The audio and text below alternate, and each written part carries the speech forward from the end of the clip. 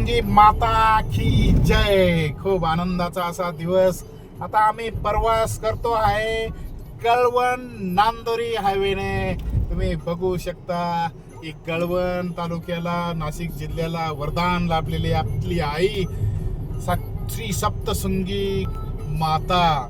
आपण बघू शकतो समोर की ते डोंगरावर पावसाचं वातावरण आहे म्हणून इथून गड दिसत नाही, नाहीतर एरवी इथून आपल्याला गड एकदम मोकळा दिसतो. पण आता नाविलाज आहे. इकडे समोर बघू शकता मार्तंडे ऋषीचा पर्वत सुद्धा आहे, पण त्याच्यावर खूप प्रमाणात धुकं आलेलं आहे. बघा आता इथं पाऊस चालू झालेला आहे. आपण बघू शकता जर पावसाळ्यात यायचं असेल तर फक्त गडाकडे यायचं. 100% पावसात भिजणार. हे सप्तशृंगी मातेची कृपा आहे आणि अतिशय सुंदर असं वातावरण झालेलं आहे. तुम्ही बघू शकता या बाजूला पाऊस नाही आहे, म्हणजे किती चमत्कार आहे. इकडच्या बाजूला पाऊस आहे. निसर्गाचा हा चमत्कार.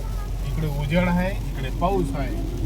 चला, या काही नाही परमेश्वराचा अतिशय सुंदर अशा लीला असतात निसर्गाच्या. पण आमचा बळीराजा आहे फक्त पावसावर श्रीमंत, आनंदी होऊन जातो. त्याला काही नाही मिळालं तरी चालेल, पण पाऊस जर पडला तर बळीराजा इतका आनंद कोणालाच होत नाही. हे परमेश्वरा, बळीराजाला सदैव अशी मोठी ताकद दे आणि त्याला कुठल्याही पिकाचा भाव दे. त्याला कुठलंही संकट ओढवू देऊ नको निसर्गाचं. हीच तुझ्याकडे कुलदेवता सप्तशृंगी माता मागणं. आता आपण बघू शकतो की आम्ही आता थोडा वेळात तुम्हाला काय दाखवणार आहोत. समोर ज्यावेळेस राक्षस येत होते त्यावेळेस आईसाहेबांनी बांगडी फेकली होती अशी आख्यायिका आहे. ते आपण बघू शकतो त्या डोंगरावर असा मोठा बोगदा झालेला आहे. तिथून आई सप्तशृंगी राक्षसांच्या मागे पळत गेल्या. आणि इकडे आता बघू शकता की आपण राईट साईडला तो डोंगर बघितला. आता लेफ्टला बघू शकतो की रस्ते.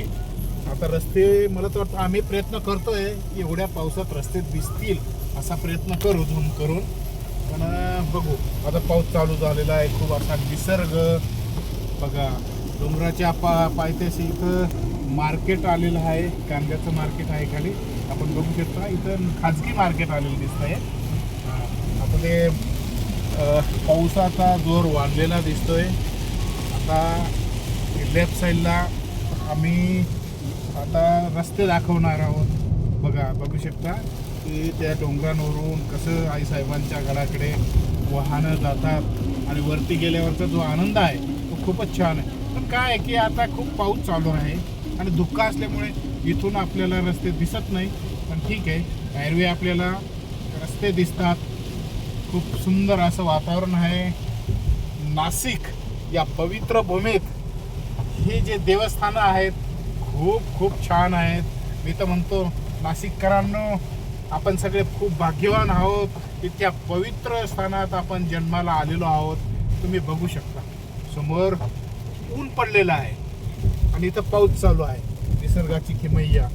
या समोरच्या डोंगरावर दुःख किती असं सुंदर असं वातावरण तयार झालेलं आहे आणि सगळे नागमोडी वळणं आहेत. आता मी तुम्हाला प्रथम दाखवणार सप्तशृंगी मातेच्या गडाकडे. ज्यावेळेस आपण जातो ती कमान, इथून गड दिसतोय.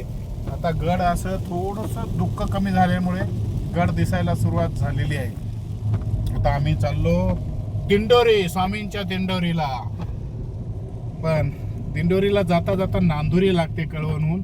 म्हणून हे छोटासा प्रयत्न की चला भाविकांना आजचं आपण क्लायमेट दाखवूया. आता आपण मी बोलल्याप्रमाणे तुम्हाला दाखवू इच्छितो की इथं लेफ्टला बघा कमान. आईसाहेबांच्या गडावर जायची जी कमान आहे तीच आम्ही दर्शन दिलं. बोलांबे की जय, सप्तशृंगी माते की जय. आणि इथं सगळे छोटे छोटे दुकानं लागतात. यात्रेच्या वेळेस खूप गर्दी असते, खूप ट्रॉफिक असते. त्यामुळे हे पोलीस बंदोबस्तासाठी हे ब्रॅकेट लावलेले असतात. आपण बघू शकता आता इकडे भात लावायची तयारी लवकरच होईल, कारण आता ते लोक रोप उगवत आहेत. 15-20 दिवसात, महिन्याच्या आसपास चिखलात ते भात लावतील. आणि असं हा प्रचंड असा सुंदर आणि निसर्गमय भाग आपण बघू शकता. अजून 2 मिनिटाच्या अंतरावर आपल्याला एक नागमोडी वळण येईल की तिथं सगळे जे आदिवासी बांधव आहेत ते आपल्याला आंबे विकताना दिसतात, जांभूळ विकताना दिसतात, करवंद विकताना दिसतात. आता करवंद काही प्रमाणात माझ्यात ते कमी झालेले असतील, कारण जुलै महिना लागला. पण आपण ज्यावेळेस एप्रिल, मे आणि काहीसा जूनपर्यंत आपण करवंदांचा सुद्धा आस्वाद घेतो. या आजूबाजूला आपण बघू शकतो, कोणाला नाश्ता वगैरे, चहा वगैरे घ्यायचा असेल किंवा जेवण वगैरे करायचं असेल, या हॉटली आहेत. हे पर्यटन आणि आईसाहेबांचं दर्शनासाठी येणाऱ्या भाविकांसाठी इथं खूप मोठ्या मोठ्या हॉटली आहेत. तर जगभरातूनही म्हणता येईल, भारतभरातून सगळे श्रद्धाळू येतात. त्यांना इकडे अशी सुंदर अशी व्यवस्था केलेली आहे. बघू शकता. आता राईटला आपण जो बोगदा मी दाखवला, आईसाहेब ज्यावेळेस राक्षसाच्या मागे आल्या होत्या पळत, तो बोगदा या राईटला आहे, तो आपण बघू शकतो. आणि तुम्ही बघा, म्हणजे आईसाहेबांनी किती मोठी लीला केलेली आहे. ते राक्षसांचा ज्यावेळेस वध केला होता, आईसाहेब राईटकडनं म्हणजे उजव्या बाजूकडनं डावीकडे गेल्या राक्षसांचा पाठलाग केला आणि त्यांना तिथं ठार केलं सप्तशृंगी गडावर. आता सप्तशृंगी गडावर 7 शिखरांचा हा गड म्हणून सप्तशृंगी मातेचं नाव पडलेलं आहे, असं काही आहे. आता आपण बघू शकता, हे समोर ट्रॅक्टर आहे, हे चाललं आता माझ्या मते पिंपळगाव बसवूनला चाललं असेल. कांद्याला सध्या चांगला भाव मिळतोय. ट्रॅक्टर आहेत, पिकअप आहेत. आणि बघा, त्या ट्रॅक्टरला आम्ही ओव्हरटेक केलेला आहे. समोर आता एक गाडी आहे, तिला सुद्धा मी ओव्हरटेक करण्याचा प्रयत्न करेल आणि खूप असं नियमानुसार ओव्हरटेक करेल की खूप ट्रॅफिक आहे आणि चालव गाडी असा माझा स्वभाव नाही आहे. पण मी दाखवतो निसर्गात कशी मजा येते. खूप असं सुंदर वातावरण तुम्ही बघू शकता. इकडे आता डोंगर मोकळा झालेला आहे. आता कसं आहे की इकडे थोडा आता ह्या वर्षी थोडासा पाऊस उशिरा झाला आहे, तर आपण धबधबे चालू झाले असते. धबधब्यांचा आनंद तो खूप वेगळाच राहिला असता.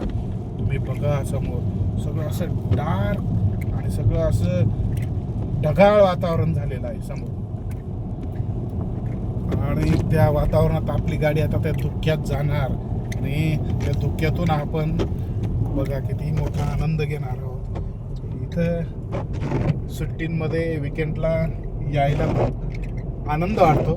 आणि आता इकडे आईसाहेबांचा जो डोंगर आहे, आता आपण काय करणार, नागमोडी वळण घेऊन आपण वणीच्या साईडने पुढे जाणार आहोत.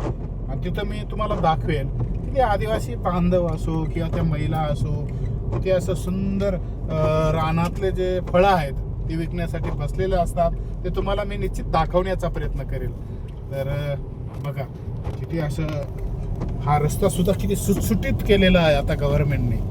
म्हणजे वाहनांना असं योग्य दिशादर्शक पट्ट्या सुद्धा टाकलेल्या आहेत की जेणेकरून ट्रॅफिक मिक्स होणार नाही. बघा आता याने ओव्हरटेक केलं, मिक्स होणार नाही. जागा बघून लोक गाड्या काढतात.